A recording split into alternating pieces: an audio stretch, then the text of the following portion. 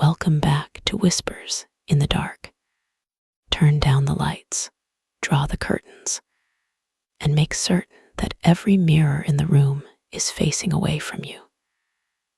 Tonight, we are traveling to a town where winter came early, where the snow covered more than rooftops and roads, and where a gift given with the kindest intentions opened the door to a night of blood. Now, let's begin.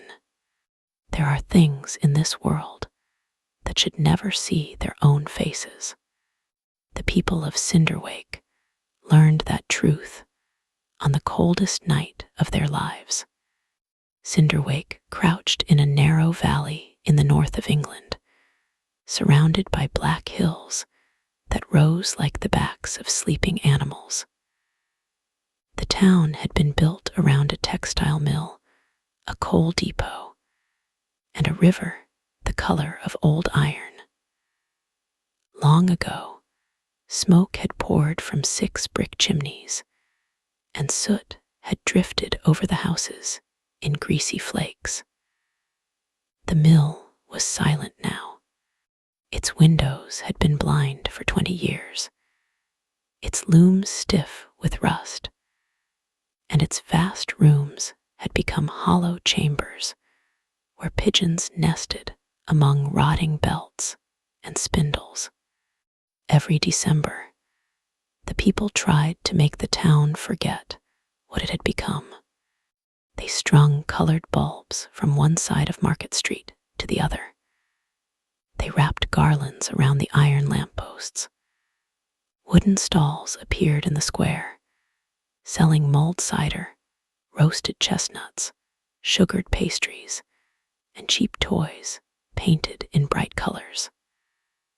A carousel turned beneath a striped canopy while music wheezed from its brass pipes.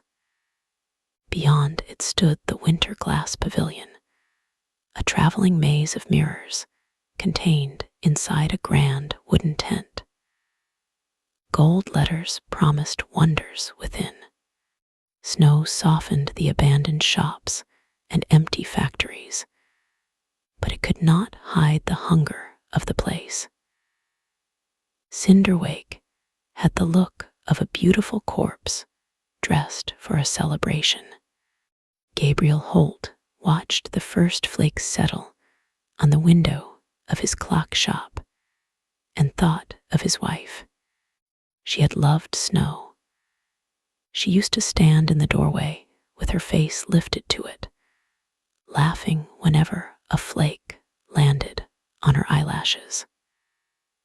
3 winters had passed since the cancer had hollowed her cheeks and taken the strength from her hands.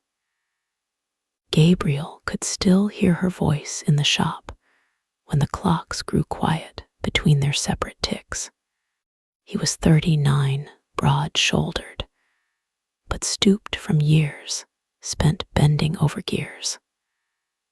Fine scars crossed his fingers, and grief had made him gentle but distant.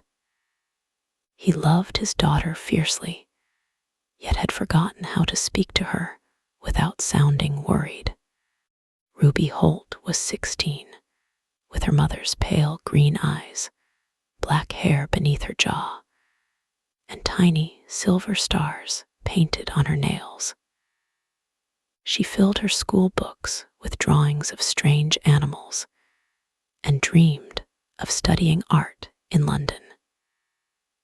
Since her mother's death, silence had grown between father and daughter because each feared opening the wound in the other. On the afternoon before the winter festival, Ruby sat behind the counter, sketching the carousel, while Gabriel repaired a clock shaped like a moon. The bell above the door rang. A man entered beneath a gust of snow. He was very old and very tall. His coat hung to his ankles, stitched from panels of faded green cloth. A wide-brimmed hat hid most of his face, but Gabriel saw skin the color and texture of dry paper. The old man carried a wicker cage covered by a red scarf. "Mr. Holt," he said. His voice was low and rough, as if he had swallowed ash. Gabriel put down his screwdriver. "Can I help you?" The old man glanced at Ruby. "Perhaps. I am Sebastian Graves. I keep the curiosity shop at the end of Narrow Lane." Everyone knew Graves's crooked shop, and its windows crowded with masks, pale things in jars, and dolls with human teeth. Rumor said Sebastian had been old when Gabriel's grandfather was a child. Sebastian placed the cage on the counter. Something moved beneath the scarf. Ruby looked up from her sketchbook. "I have a clock that requires repair," Sebastian said. "It is a delicate mechanism. There is no money I could offer that would equal the work, so I have brought something else." He removed a warm black clock with no numbers and only one hand. 13 symbols surrounded its face, each resembling a closed eye. "What does it measure?" Gabriel asked. "The time between mistakes." Ruby came closer to the cage. A soft chirp sounded beneath the scarf, followed by a purr like a music box winding down. "What is in there?" she asked. Sebastian turned towards her. "A kindness, if it is treated kindly." He lifted the scarf. The creature inside was no larger than a rabbit. It sat on 4 delicate feet, though 2 smaller arms were folded against its cream-colored belly. Its body was covered in dense charcoal fur that shimmered blue beneath the lights. 2 enormous ears rose from its round head. Their inner surfaces were thin and pink, threaded with tiny veins. Its eyes were amber, bright and liquid, and its little black nose twitched as it studied them. Ruby breathed in with delight. The creature pressed both front hands against the wicker and made a sound like a child humming into a glass. "What is it?" Gabriel asked. "In the mountains east of the Caspian, they call its kind velvets," Sebastian said. "That name will serve." The velvet reached through the bars. Its fingers were long, soft, and warm. Ruby offered one hand. It wrapped its fingers around hers and chirped. For the first time in months, Gabriel saw his daughter smile without sadness behind it. "You mean to give it to us? If you repair the clock." Gabriel looked again at the black face and its single hand. "I cannot promise anything until I open it. Then take them both. The animal may stay here while you decide." Sebastian leaned close enough for Gabriel to smell cedar smoke on his clothes. "There are rules." The velvet became still. After sunset, it must never see its reflection. Not in glass, not in polished silver, not even in still water. Cover your mirrors and darken your windows. A reflection is not an image to this creature. It is an invitation. Gabriel looked at the shop window, where the velvet's shape floated faintly in the afternoon light. Second, it must never taste blood. A single drop will wake what its kind has spent centuries learning to keep asleep. Ruby's smile faded slightly. Third, keep it from open flame. Fire cannot cleanse it. Fire feeds it. Sebastian replaced the scarf over the cage. A mirror, blood, and fire, Gabriel said. You expect me to believe that? No, I expect you to remember it. Sebastian tapped the black clock. Repair this before midnight tomorrow. If the hand reaches the 13th mark, the clock will be useless. Useless for what? But Sebastian had already turned towards the door. Wait, Ruby called. Does it have a name? The old man looked back. Names are promises. Give it one if you intend to keep it. Then he stepped into the snow and disappeared among the shoppers. Ruby named the creature Moth because of its wide ears and the powdery softness of its fur. Moth learned his name within an hour. He perched on Ruby's shoulder while she drew, chased screws across the workbench, and clapped his 4 small hands whenever a clock chimed. Gabriel laughed when Moth climbed inside a grandfather clock and answered every tick with a hiccup. They brought Moth upstairs to the flat above the shop. Together, they covered the mirrors with towels. Gabriel pulled the curtains before sunset and turned framed photographs towards the wall because of the glass. Ruby placed a saucer of water in front of Moth, then remembered Sebastian's warning and replaced it with an orange cut in half, so there would be no reflective surface. That evening felt warmer than any evening since Lydia's death. Ruby sat cross-legged on the carpet while Moth slept in her lap. She said her mother would have adored him. Gabriel agreed, and for once the memory did not feel like a knife. It hurt, but it also gave light. He looked at Moth and understood how dangerous hope could be. It made a person willing to ignore almost any warning. The next morning, Ruby begged to take Moth to the festival. Gabriel refused at first. He reminded her about mirrors.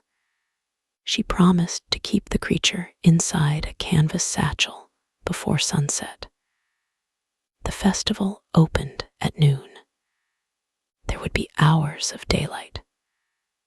Moth had begun to whine whenever Ruby moved out of sight, and Gabriel needed silence to work on Sebastian's clock. At last he agreed. Back before 4, he said. Not 1 minute later. Ruby kissed his cheek, something she had not done in more than a year. Moth peered from the satchel, ears poking through the opening. Ruby wrapped a red wool scarf around his neck and carried him into the white morning. Gabriel watched them cross Market Street. He would remember that image for the rest of his life. The black clock had no spring, battery, or pendulum. 13 gears circled a cloudy crystal connected to the symbols by threads as fine as cobwebs.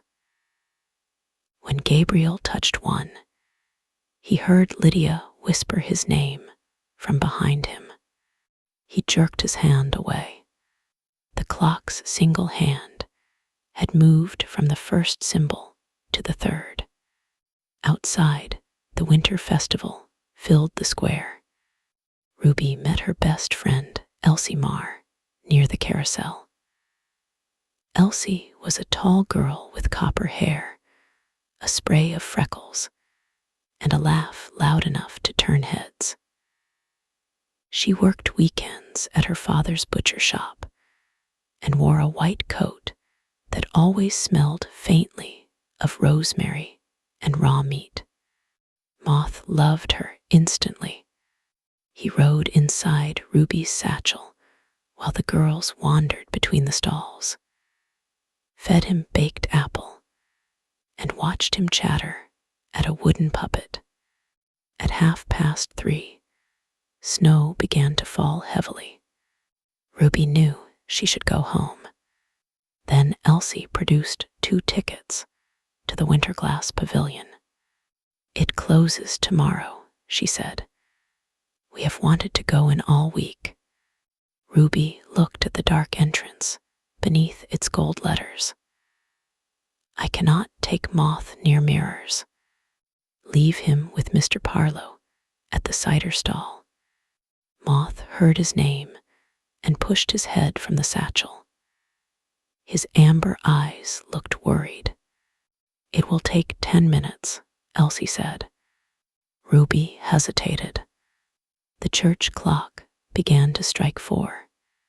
The sky was already darkening beneath the storm. 10 minutes, Ruby said.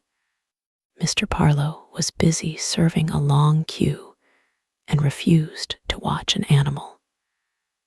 Ruby should have turned back. Instead, she tightened the satchel and fastened the flap with 3 brass buttons. He will not see anything in there. The girls entered the pavilion. Inside, music tinkled from hidden speakers. Narrow corridors twisted between towering mirrors framed in red velvet. Some stretched the girls into pale giants. Others crushed them into squatting shapes with swollen heads. Colored bulbs pulsed along the floor, and the reflected lights seemed to continue forever. Moth trembled inside the bag. Ruby felt it and whispered, "It is all right." They had almost reached the center when a group of boys came running through the opposite passage. One struck Ruby's shoulder. She stumbled. The satchel hit the floor. The top button tore free.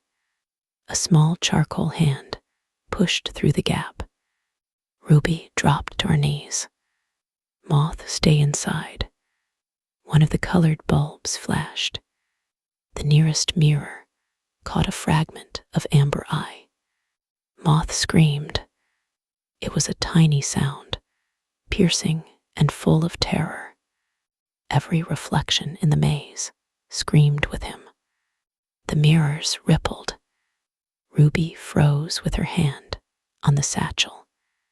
In the glass beside her, Moth's reflected face remained visible even after she covered the opening.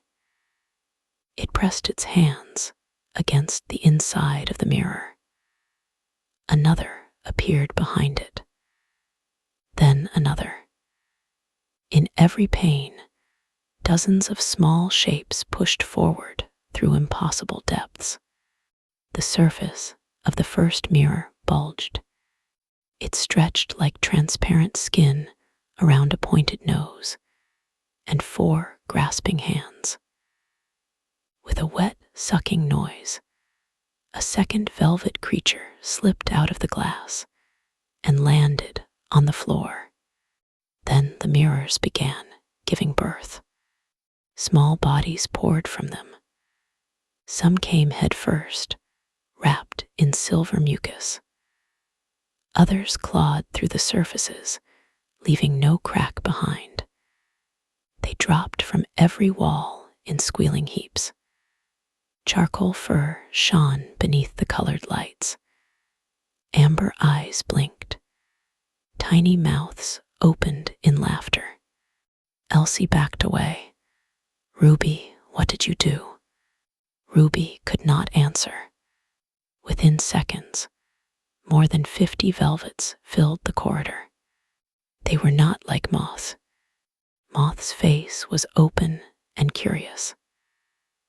These copies wore expressions that imitated friendliness without understanding it. Their smiles were too wide. Their eyes moved constantly. They pinched each other, tore strips from the velvet frames, and bit the colored bulbs until sparks snapped between their teeth.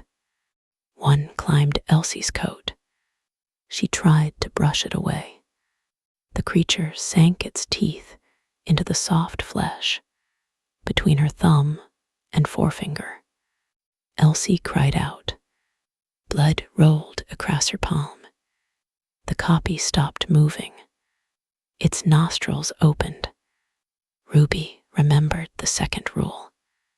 Do not let it lick you. Elsie stared at her. The creature dragged its tongue across the wound. Its body convulsed. The change began beneath its fur. Its spine rose in a row of hard knots. The charcoal coat split along its back, exposing pale tissue that pulsed like the body of a grub. Its small legs lengthened with a series of sharp cracks. Bones pushed against the skin and folded into new shapes. The creature fell from Elsie's arm and thrashed on the floor, howling as its own muscles tore and rebuilt themselves. The other copies gathered around it. The changing thing clawed at its face. It peeled its fur away in strips. Beneath was gray skin, slick with yellow fluid. Its jaw dislocated and stretched forward. The cheeks split at both corners, making room for 3 crowded rows of translucent teeth. The ears shriveled into leathery fins. Its fingers hardened into black hooks, and a whip-thin tail punched from the base of its spine in a spray of dark blood. When it stood, it was almost 4 feet tall. It resembled a starved child, a hairless rat, and a bat stitched together by a mad surgeon. Its chest was narrow, its belly swollen, and its arms hung below its knees. The amber eyes had darkened to a deep red. Across its mouth spread a permanent, glistening grin. It looked at Elsie. Then it laughed. The sound was harsh and human. The transformed creature sprang. Ruby seized Elsie's coat and pulled her aside. The creature struck the mirror behind them, twisted in the air, and landed on all fours. The untransformed copies swarmed across the bloody floor, licking each bright droplet. One by one, they began to convulse. Run, Ruby whispered. The girls ran. Behind them came the noise of breaking bones, splitting skin, and dozens of throats learning how to laugh. The maze became a slaughterhouse. People entering through the western corridor vanished beneath hooked hands and crowded teeth. Blood coated the glass, and every crimson reflection produced another creature already changing as it crawled into the world. Ruby pulled Elsie through a curtain-marked exit. They burst into the festival. Music played, children laughed, snow spun through the colored lights. Nobody understood Ruby's screams.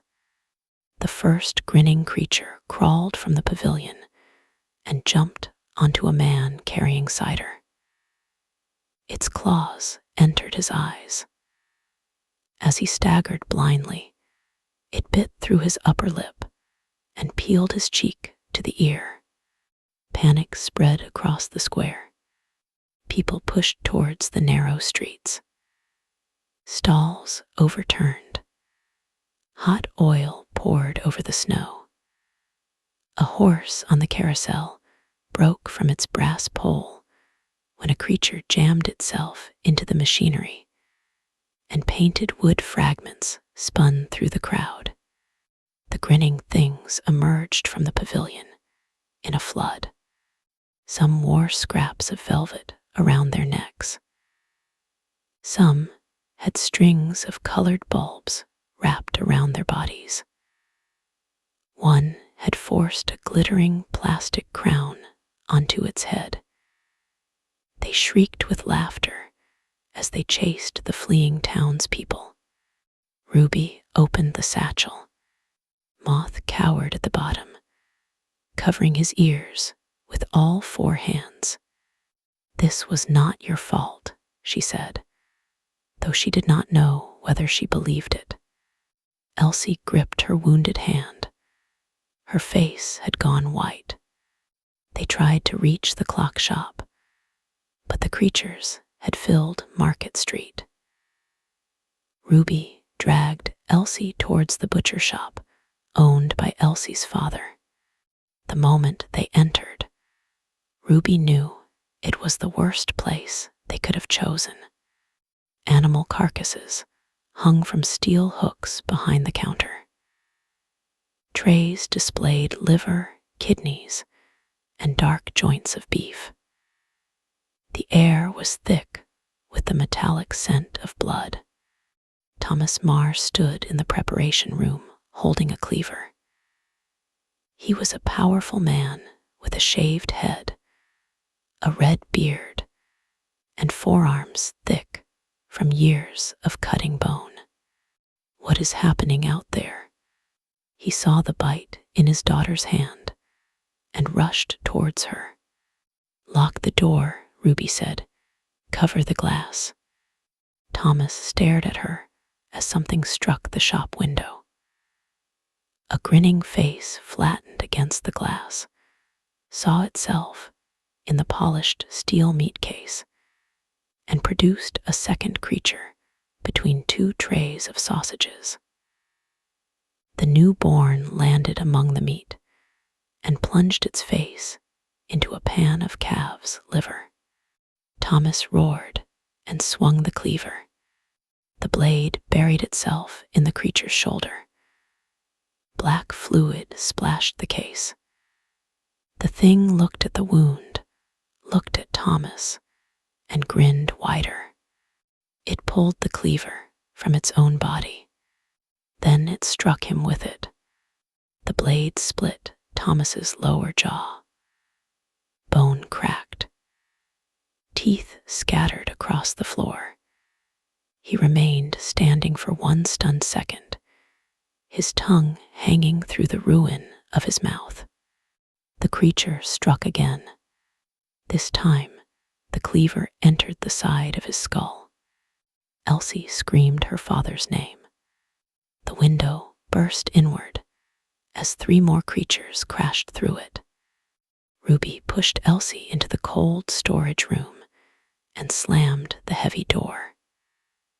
Through its small window, they saw the creatures drag Thomas across the floor.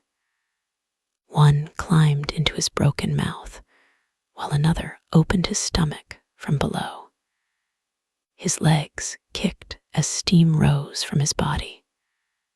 Ruby pulled Elsie away, found the rear delivery door, and opened it. They escaped into an alley as the grinning things began clawing through the cold room door. Across town, Gabriel heard the first screams. He looked through the shop window and saw people running beneath the festival lights. At first, he thought a fire had started. Then, a thing crawled across the glass on the outside. It wore a child's red mitten on its head. Gabriel stared into its dark red eyes.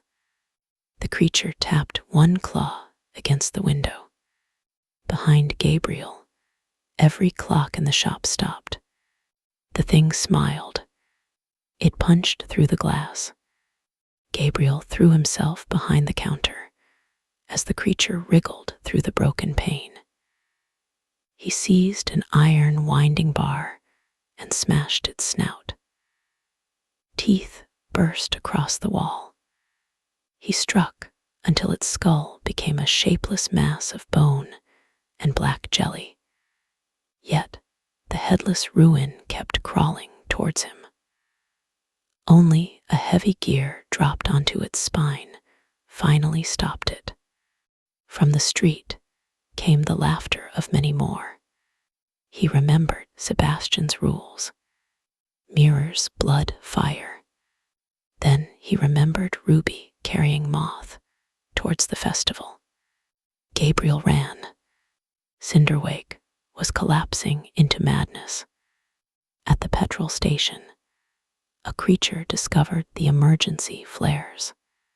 It bit the cap from one and struck it against the concrete. Red fire erupted. The creature did not burn.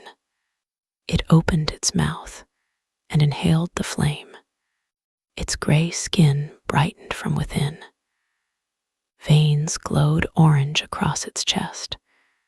Its limbs thickened. The wound in its shoulder sealed. It stood taller, trembling with strength. The other creatures shrieked with excitement. They ignited the remaining flares and swallowed the fire. Soon the petrol station canopy was burning. The grinning things danced beneath it, growing larger with every breath of heat. One tore a fuel hose from the pump and sprayed petrol across the street. Gabriel reached the square as the first underground tank exploded. The blast lifted a car into the air. A wave of heat threw him against a wall. Windows shattered along Market Street. Burning snow fell in orange clumps. Through the smoke, he heard Ruby calling. She and Elsie ran from an alley beside the butcher shop. Blood covered Elsie's coat. Ruby held the canvas satchel against her chest. Gabriel met them in the middle of the street and wrapped his arms around his daughter. "I am sorry," Ruby gasped. "Dad, I am so sorry." "Are you hurt?" "No." "Then we are still here." Elsie looked back at the butcher shop and began to sob. Gabriel saw her father's blood on her sleeves, but asked no questions. They returned to the clock shop and sealed the shutters. But the hand on Sebastian's black clock already pointed to the 10th symbol. As Gabriel and Ruby exchanged what they knew, dark threads crawled beneath the skin of Elsie's bitten hand. "Something is moving in me," she whispered. Glass broke upstairs. They had covered every mirror, but forgotten a framed photograph beside Ruby's bed. Grinning things came down the stairs head first, their limbs bending like spiders.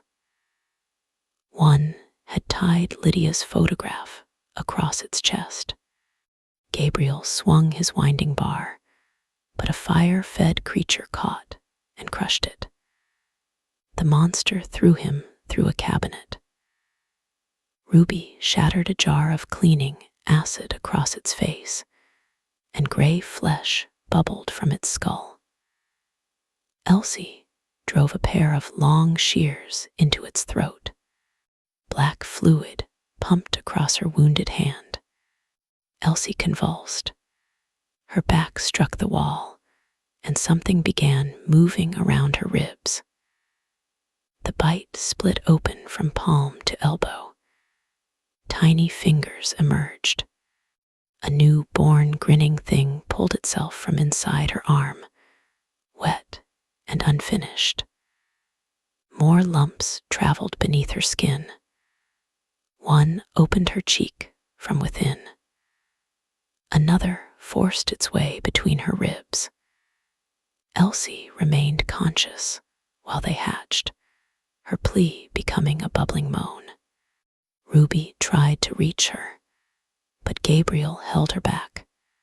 5 small monsters crouched in the blood when Elsie collapsed. Their transparent bodies revealed black hearts beating beneath the skin. Gabriel, Ruby, and Moth escaped through the workshop window. They left Elsie behind because there was nothing left of her to save. The snow in the alley reached Gabriel's ankles. Smoke rolled above the roofs. Screams echoed from every direction, mixed with the creatures, laughter, and the relentless music of the carousel, which continued turning in the empty square. Ruby could not stop crying. Gabriel took her face between his hands. "Look at me," she tried. "This is not your fault. I took him inside. I let you take him. Sebastian brought him. Those creatures chose what they became. Elsie is dead." Gabriel had no answer that could contain the truth of that sentence. He pulled her close for 1 second, then heard claws scraping brick nearby. "We have to reach Sebastian." They moved through back gardens and narrow passages. Moth rode beneath Gabriel's coat, pressed against his heart. Whenever a creature came close, Moth made a soft clicking sound, warning them before they could see it. They passed St. Jude's Church. The doors stood open. Inside, candles burned before the altar. Dozens of grinning things filled the pews. One wore the vicar's white robes and squealed from the pulpit, while the others knelt in imitation of prayer. The vicar hung behind it with his chest opened and his ribs spread like wings. A creature rang a bell. Every head turned, and the congregation poured after Gabriel and Ruby. Narrow lanes sloped towards the river. Sebastian's shop stood at the end, its upper story leaning over the road. Warm yellow light glowed behind the crowded windows. Sebastian pulled them inside before the creatures reached the lane, slammed the door, and drew a white chalk line across it. The pursuing horde struck the invisible boundary and recoiled. When Ruby admitted Moth had seen the entire Winterglass pavilion, the old man closed his eyes. Then Cinderwake has already been sentenced. The interior of his shop was larger than the building could have contained. Shelves rose into darkness. Ladders climbed towards balconies that seemed impossibly distant. Hundreds of clocks ticked at different speeds. Cages hung from the ceiling, most of them empty. Something enormous breathed behind a curtain at the rear. Gabriel placed the black clock on the counter. "Tell me how to stop them." Sebastian watched the hand move towards the 11th mark. That clock was built from the heart stone of the first velvet. It can call every reflection back into the original body, but only while the copied flesh remains young. At the 13th mark, the division becomes permanent. "The central crystal is cracked," Gabriel said. "The gears have no tension. They require memory, not tension." Sebastian took a narrow silver blade from beneath the counter. "The clock must be wound with a memory the owner cannot bear to lose." Gabriel understood why he had heard Lydia's voice. What happens to the memory? It becomes the spring. You will never hold it again. Outside, the creatures scratched, while the black hand moved, Sebastian unfolded a map of Cinderwake. The clock can call them, but it cannot destroy them. At dawn, direct sunlight will harden copped flesh into ash. They know this instinctively. Before sunrise, they will hide underground in cellars, tunnels, drains, anywhere the light cannot reach. You must gather them somewhere exposed. Ruby pointed to a building beside the river, the old winter garden. It had once been a grand conservatory built for the mill owner's family. Its roof and walls were formed from thousands of panes of glass. The council had planned to restore it, but the money vanished. It now stood empty, full of dead vines and broken fountains. Glass means reflections, Gabriel said. The clock will force them to follow Moth, Sebastian replied. Every copy longs to devour the original. They believe doing so will make them real. Ruby held Moth tighter. We are not using him as bait. Then everyone in this town will die, followed by everyone in the next. The chalk line at the door began to smoke. The creatures outside had brought a burning branch. They pressed the flame against the threshold. Fire flowed across the chalk like liquid gold. The white line blackened. Sebastian stared at them. They are learning. Gabriel took the silver blade. What memory does it need? Something filled with love. Love has the strongest teeth. Gabriel thought of Lydia, standing in their doorway during the first snowfall after Ruby was born. He placed his palm on the crystal. Sebastian cut him, and when blood entered the crack, the shop disappeared. Gabriel stood again before Lydia. She was 27, alive and radiant, with their baby beneath her coat and snow in her eyelashes. He knew this was the final time. He tried to memorize her face, but it was already pulling away. Lydia spoke. Do not hold so tightly that you crush what you are trying to save. He did not know whether she had said those words on that day, or whether memory was changing as it died. I love you, he told her. The snow erased her. Gabriel opened his eyes. The crystal glowed blue, and its 13 gears began to turn. He remembered that Lydia had loved snow. He remembered that she had once held Ruby in a doorway. He could no longer see her face. The loss struck him so deeply that he bent over the counter, unable to breathe. Ruby put her arms around him. What did you give it? Gabriel looked at his daughter. She had Lydia's eyes, but he no longer knew why that thought was true. Enough, he whispered. The chalk line burst into flame. Grinning Things smashed through the windows. Sebastian shattered jars that released green vapor, but the fire-fed creatures pushed through. One drove its hooks beneath his shoulder blades and out through his chest. He shouted for Ruby to run, opened a coat lined with glass vials, and struck a match. Sebastian smiled for the first time. Kindness requires courage. He dropped the match. Gabriel dragged Ruby through the rear curtain. The shop exploded.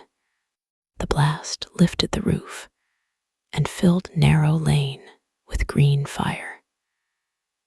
Gabriel and Ruby emerged beside the river as Sebastian, and his impossible shop collapsed into white flame. Moth wailed. The sound was so full of grief that Ruby nearly stopped. The black clock chimed once. Every creature in Cinderwake answered. Their cries rose from houses, shops, drains, and burning streets. Hundreds of voices joined in one hideous chorus. Then they began moving towards the river.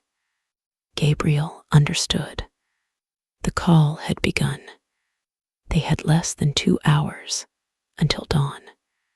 The winter garden stood on the opposite bank.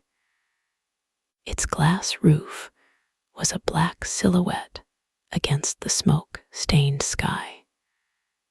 To reach it, Gabriel and Ruby had to cross the old mill bridge, a narrow span of iron plates above the swollen river. They ran. Grinning things appeared on the roofs behind them. More crawled from cellar windows. Some were small and raw. Others had grown huge from fire, their shoulders thick, their skin cracked with orange light. All followed Moth. The bridge trembled beneath Gabriel's feet. Halfway across, creatures climbed over both railings. One bit into Gabriel's back, and another snatched Moth by one leg. Ruby seized its tail as its mouth opened around her face. Gabriel drove the winding bar through its skull, and Ruby caught Moth before he fell into the river. They reached the opposite bank. The winter garden doors were chained. Gabriel smashed the rusted lock with the bar. Inside, moonlight filtered through filthy glass. Dead palm trees reached towards the roof. Empty fountains gaped like graves. The air smelled of soil, mildew, and frozen stone. Many panes were painted over, and the copies could hide beneath the balconies. They needed light everywhere. Ruby found an old festival generator beside the river, and together they connected it to the restoration circuits. Inside, rows of restoration lamps flickered. Harsh white light flooded the building. Every glass wall became a mirror. Moth saw himself. Ruby covered his eyes, but it was too late. His reflection remained in the nearest pane. It did not push through. Instead, it smiled at him. Moth was not smiling. The reflection raised one finger to its lips. Then it vanished. The black clock chimed a second time. Creatures struck the outer walls. They climbed across the glass in writhing masses. Their bodies blocked the snow. Claws scratched. Teeth tapped. Hundreds of grinning faces stared inward at Moth. The first pane broke. The creatures poured through. Gabriel and Ruby retreated towards the central fountain. Moth stood on the dry stone rim. The black clock pulsed beside him. The copies circled Moth, held back by the clock's call, while more entered through broken glass and irrigation channels beneath the floor. "There are too many," she said. "That is the point. What happens when the clock reaches the final mark?" Gabriel looked at the hand. It had begun moving again. "We make certain the sun is here first." The largest creature entered through the main doors. It was more than 7 feet tall, with arms like twisted trees and a chest glowing through cracks in its skin. Around its neck hung the melted petrol station sign, and on its head sat the plastic crown from the festival. The crowned one pointed at Moth. "Original," it rasped. It tore a smaller copy in half and drank the fire-colored fluid inside. "Real." The creatures took up both words as a chant. They surged towards the fountain. Gabriel pushed Ruby behind him and raised the winding bar. Moth stepped forward. The small creature's fur lifted, and a growl powerful enough to vibrate the glass rolled from his chest. The copies stopped. For one moment, Moth commanded them. Then the reflected Moth appeared inside the nearest wall, larger now. It placed both hands against the glass, spreading dark veins that turned every pane black.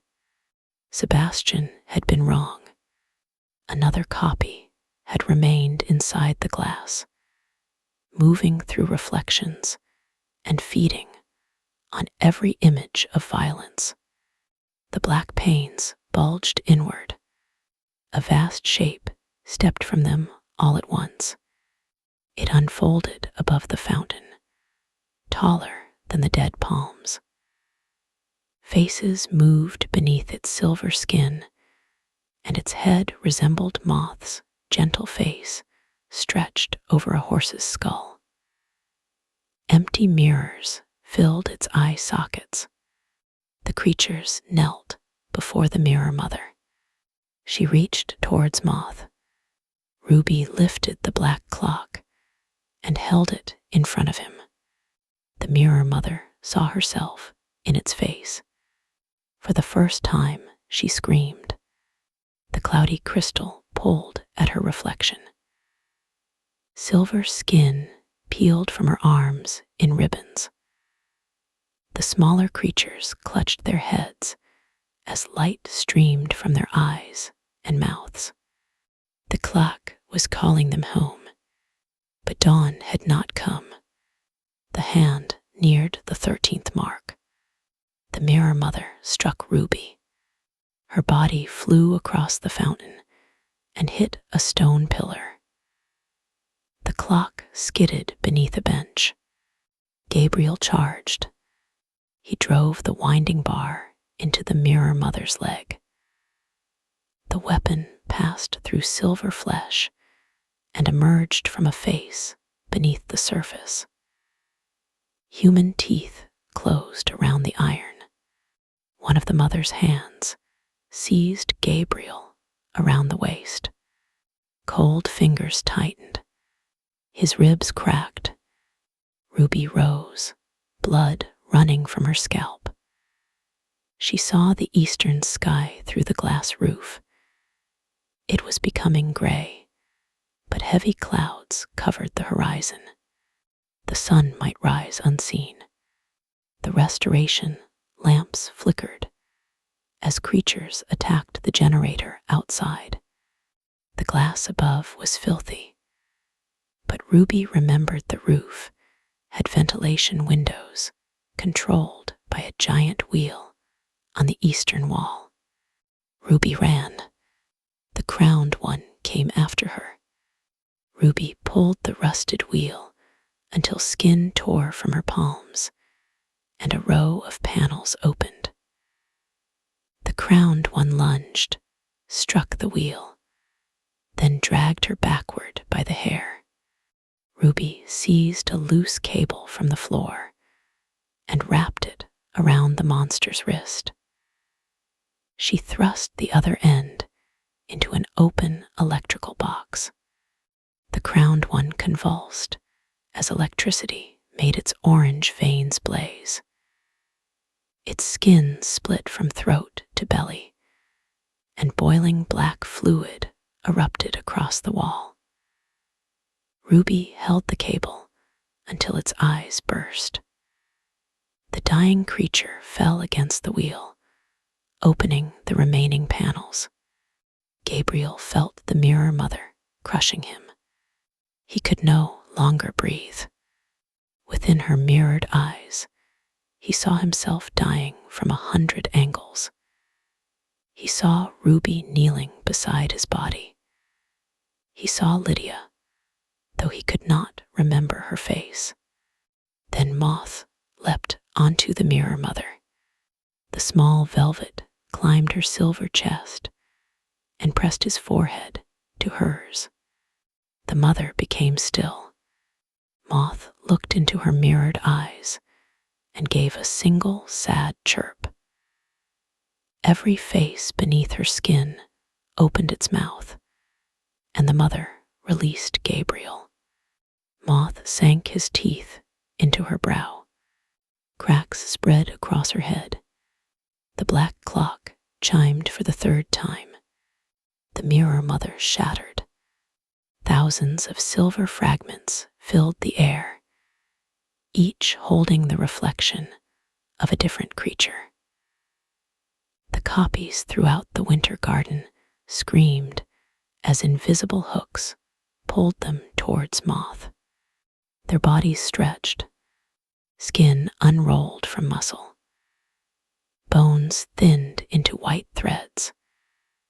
The grinning things flew apart in streams of fur, teeth, claws, and black fluid. All of it spiraled towards the small creature at the center of the fountain. Moth screamed as the copies entered him. His body swelled and twisted. Faces pushed out beneath his fur and sank again. Ruby ran towards him, but Gabriel stopped her. "The sun," he gasped. The eastern clouds turned gold. The black clock's hand touched the edge of the 13th mark. Not all the copies had been pulled back. Dozens clung to pillars, their bodies lengthening as the clock pulled. One tore off its own legs to escape. Another bit through a companion's face and held on with its teeth. The first ray of sunlight broke through the clouds. It entered the open roof and touched the crowned one's corpse. The body hardened, whitened, and collapsed into ash. Sunlight moved down the eastern wall. The creatures panicked. They abandoned Moth and rushed towards the planting rooms. Gabriel seized the fallen cable and dragged it across the nearest doorway, filling the frame with sparks. Ruby overturned benches to block another exit. The light reached the horde. Every creature it touched became rigid. Some froze while running. Others curled into tight balls. Their bodies whitened and split, and ash poured from their mouths in 1,000 dry crackles. The light climbed the fountain. Moth looked at Ruby. The black clock had pulled every remaining copy inside him. His tiny body trembled under the weight of them. His amber eyes were no longer clear. Shapes moved behind them. Ruby understood that sunlight would kill him too. She ran forward and covered him with her coat. "Ruby," Gabriel said, "he is not one of them." The clock's hand crossed the final mark. The crystal shattered. A shock wave knocked them to the floor. The sunlight filled the winter garden. For several minutes, there was no sound except the generator and Ruby's sobbing breath. Ash covered the fountain and dead palms. Thousands of glass teeth glittered inside the drifts. Gabriel crawled towards his daughter. She knelt with her coat gathered in her arms. "Is he alive?" he asked. Ruby opened the coat. Moth lay curled inside. His charcoal fur had turned white. His ears were folded. His 4 little hands covered his face. For a long moment, he did not move. Then one amber eye opened. He gave a weak chirp. Ruby laughed and cried at the same time. She held him against her chest. Gabriel looked through the glass walls at Cinderwake. Smoke rose from the town. Market Street burned. The church roof had collapsed. Bodies lay beneath the snow. The carousel had finally stopped, its painted horses frozen in a circle. The night was over. Its consequences had only begun. 73 people died in Cinderwake. 21 more were never found. The authorities blamed a gas explosion, mass panic, and fires caused by damaged fuel lines. Survivors told stories about small creatures with grinning mouths, but shock can make witnesses unreliable, and ash does not provide fingerprints. The Winterglass Pavilion disappeared before investigators arrived. Only a rectangle of dead grass remained where it had stood. Its owner was never identified. Gabriel and Ruby left Cinderwake in the spring. They moved to a cottage near the sea where there were no neighbors within a mile. Gabriel stopped repairing clocks. The sound of ticking made him think of a face he had loved and could no longer remember. He kept the broken black clock in a locked iron box beneath the floor. Ruby covered every mirror after sunset. Moth lived. His fur never returned to its charcoal color. It remained white as ash, and he no longer chirped at music. Sometimes, Ruby found him staring into dark windows with his head tilted, listening to something on the other side.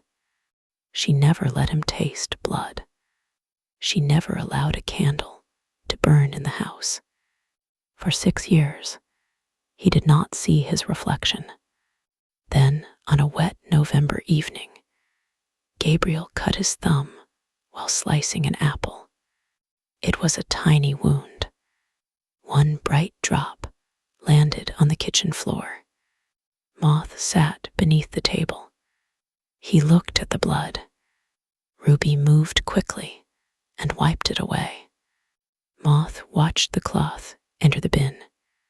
That night, long after Gabriel and Ruby were asleep, the cottage became very quiet. Moth climbed onto the kitchen counter.